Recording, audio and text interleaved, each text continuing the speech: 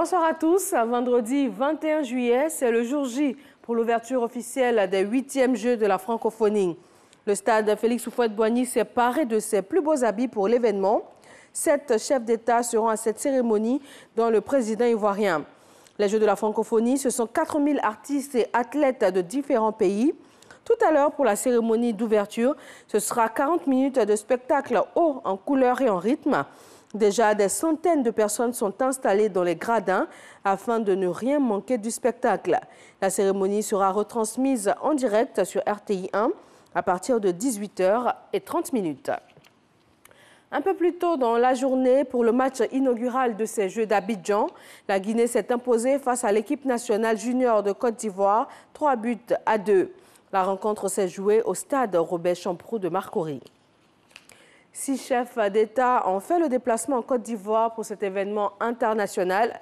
Nous avons le président du Mali, Ibrahim Boubacar Keïta, le président malgache, Eri Rajoelinaman-Pian, le Ghanéen, Nana Akufo-Addo, le Burkinabé Christian Roch Marc Kaboré, également les présidents du Niger et du Togo, Mamadou Issoufou et Faure Gnassingbé. En plus de ces chefs d'État, la secrétaire générale de l'Organisation internationale de la francophonie, OIF. Le président ivoirien a reçu ce vendredi plusieurs personnalités présentes dans le pays pour les Jeux de la francophonie.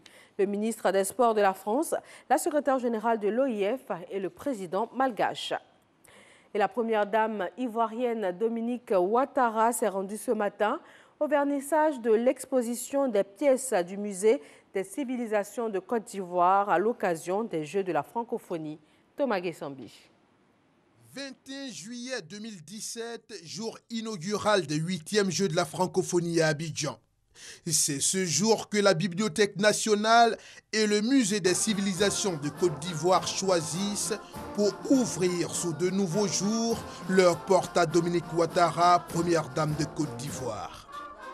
Au milieu des hommes et des femmes qui se rencontrent pour rencontrer ce qu'il y a de meilleur en eux, la première dame de Côte d'Ivoire peut se laisser conduire pièce par pièce dans un vernissage des œuvres picturales de photographes et autres artistes amateurs confirmés et artistes confirmés tout court.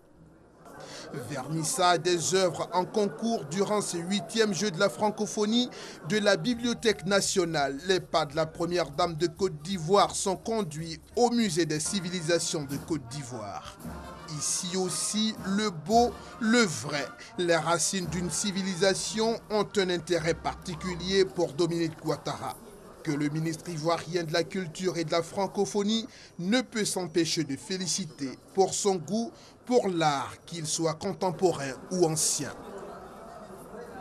La cérémonie de vernissage des œuvres en concours de ce jour, que vous venez de voir, Madame la Première Dame, montre l'universalité de l'art, dans le sens où ce art nous vient des 4 coins du monde et principalement des pays francophones. En retour, Dominique Ouattara apprécie l'envergure et surtout la qualité du travail qui a été abattu pour en arriver là. Je suis heureuse d'être avec vous aujourd'hui, chers amis de la culture et de la francophonie, à l'occasion du vernissage de l'exposition Renaissance, ou 10 000 ans de l'histoire de la Côte d'Ivoire, qui présente les pièces majeures du Musée des civilisations de Côte d'Ivoire et aussi la magnifique exposition de la Bibliothèque nationale. Aujourd'hui, ma joie est grande d'inaugurer avec vous la réouverture de notre musée national pendant les 8e Jeux de la francophonie dans notre pays. Je suis par ailleurs convaincue que cette exposition répondra aux attentes de nombreux amateurs d'art primitif, d'art africain et d'art contemporain qui la visiteront durant les prochaines semaines. Vernissage ou autre nom d'ouverture officielle de ces espaces d'exposition.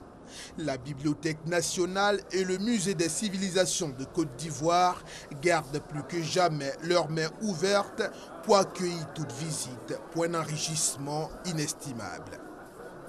Direction Israël à Jérusalem, des affrontements sporadiques aux abords de la vieille ville. 4 Palestiniens ont été tués. L'armée israélienne était en alerte au maximum et les forces spéciales mobilisées pour une prière du vendredi sous tension. Une semaine après l'assassinat de 2 policiers, tout près de l'esplanade des mosquées, Israël a décidé de maintenir la mesure qui fait polémique, la présence de détecteurs de métaux à l'entrée des lieux saints, assortie ce matin d'une interdiction aux hommes de moins de 50 ans d'accéder à la vieille ville. De nombreux commerces étaient fermés hier jeudi dans plusieurs villes du Venezuela. L'opposition avait appelé à une grève nationale de 24 heures afin d'obtenir la mise en place d'une présidentielle et aussi l'abandon du projet d'assemblée constituante voulu par le président Maduro. La grève a été bien suivie dans une partie du pays et notamment à Caracas, la capitale, où des barricades ont bloqué la circulation dans plusieurs quartiers. 2 manifestants ont été tués.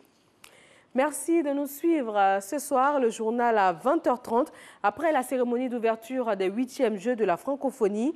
Et restez sur RTI 1, vous serez tout à l'heure avec Cathy Touré, tout juste avant le direct au stade.